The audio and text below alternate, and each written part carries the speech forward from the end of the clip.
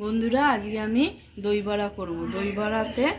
দই বড়ার জন্য রয়েছে বিউলির ডাল বাটা, টক দই, আর এতে ভাজা মশলা দেওয়ার জন্য, ফোড়ন দেওয়ার জন্য কারিয়া পাতা, জিরে, সর্ষে আর শুকনো লঙ্কা। প্রথমে আমি নুন দিয়ে ডালটাকে ভালো করে ফাটাবো।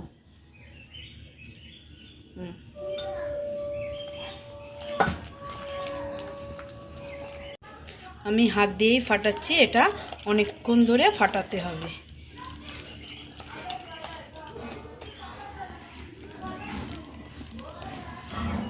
দেখুন, এটা ফাটানো হয়ে গেছে।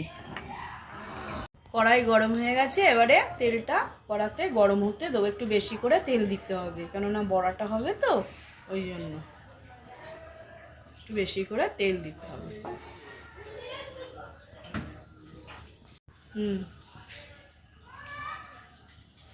তেল গরম হয়ে গেছে, এবারে আস্তে আস্তে আমি বড়াটা ছাড়ব।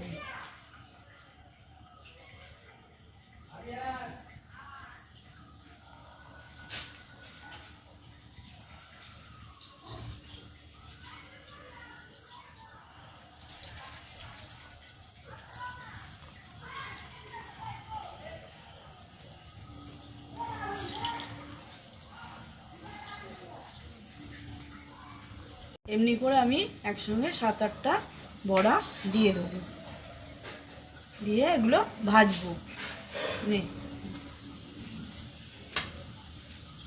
দেখুন, বড়াটা ফুলে ফুলে এসছে, তার মানে ব্যাটারটা খুবই ভালো হয়েছে বলে এবারে আস্তে আস্তে উল্টে দেবো। এটা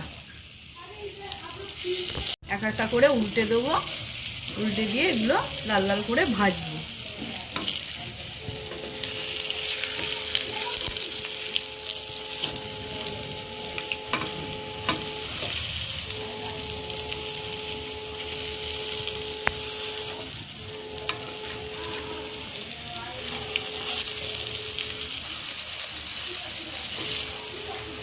দেখুন, বড়াগুলো লাল লাল করে ভাজা হয়ে গেছে। এগুলো হাই ফ্লেমে ভাজতে হবে, তারপরে আস্তে আস্তে একটু যখন নামাবার আগে লো ফ্লেম করে দেবেন। আমরা বড়াগুলো আস্তে আস্তে তুলে নেব।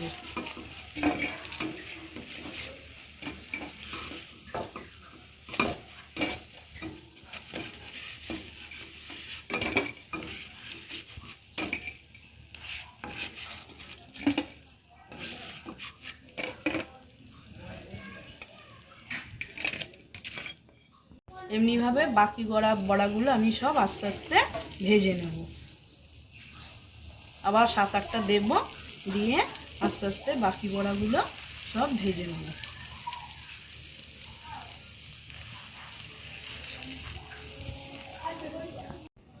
দেখুন, আমার সব কটা বড়া ভাজা হয়ে গেছে। এবার এই শুকনো লঙ্কা আর কারিয়া পাতা আর সর্ষে, জিরে 4টে জিনিস আমি ভাজতে দেব, শুকনো কাঠখোলায় ভাজতে দেব। কড়াতে আমি ভাজবো, একসঙ্গেই ভাজবো।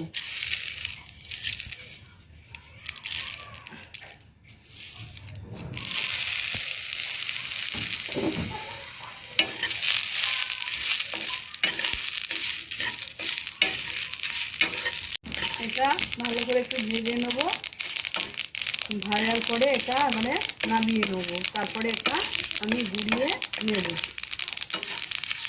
এগুলো তেল ছাড়াই ভেজেছি কাঠখোলায়। এবার এটা ভালো করে আমি গুঁড়িয়ে নেব। আমি এমনি গুঁড়িয়েছি, এটা শিলে বেটে এমনি ধরনের গোড়ানো হয়েছে। এবারে টক দইটা ফেটাবো।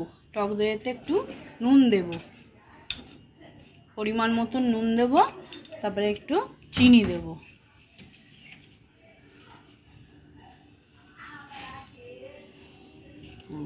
চিনি দিয়ে এটা ফেটাবো।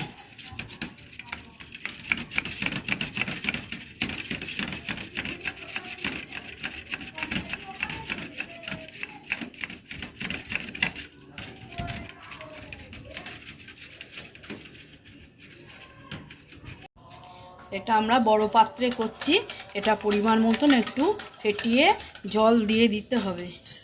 ভালো করে জল দিলে এটা একটু অল্প পাতলা মতন হবে, আর একটু ভালো করে ফেটাতে হবে। এমনি ফেটাতে হবে যাতে একটু ফেনা ফেনা হয়ে যায়। এবারে কড়াইতে একটু তেল দেব, অল্প করে তেল দিয়েছি। তেলটা গরম হয়ে গেলে একটু সর্ষে দেব।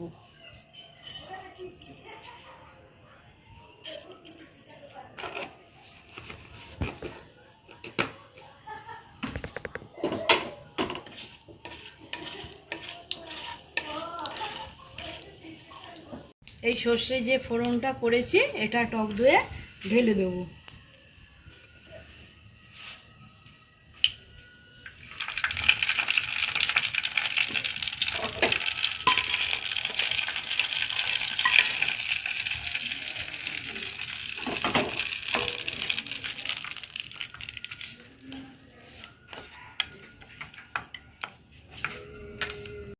এই গুঁড়ো মশলাটা ছড়িয়ে দেবো, ছড়িয়ে দিয়ে আস্তে আস্তে এই বড়াগুলো দিতে থাকবো।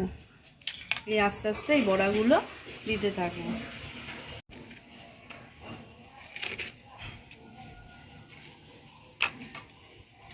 দেখুন এই বড়াগুলোকে সব দিয়ে দিয়েছি। এবারে আর একটু মশলা আছে, ওই মশলাটা একটু ওপরে ছড়িয়ে দেবো, ছড়িয়ে দেবো।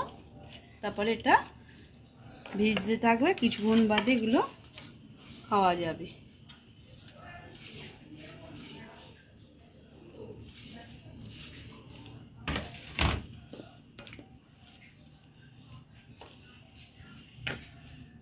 এটা ঝুরি ভাজার সঙ্গেও ভাল লাগবে, সস দিয়ে ঝুরি ভাজা দিয়ে যদি আপনারা খান, বড়াটা কিছুক্ষণ ভেজার পরে তারপরে দইয়ের সঙ্গে কিছুক্ষণ বাদে আপনারা সে একটু ঝুরি ভাজা সস দিয়ে খাবেন, খেতে খুব ভালো লাগে। দেখুন আমাদের এই রেসিপিটা তৈরি হয়ে গেছে। আপনাদের যদি ভালো লাগে তাহলে আপনারা লাইক, শেয়ার, সাবস্ক্রাইব করবেন। ধন্যবাদ।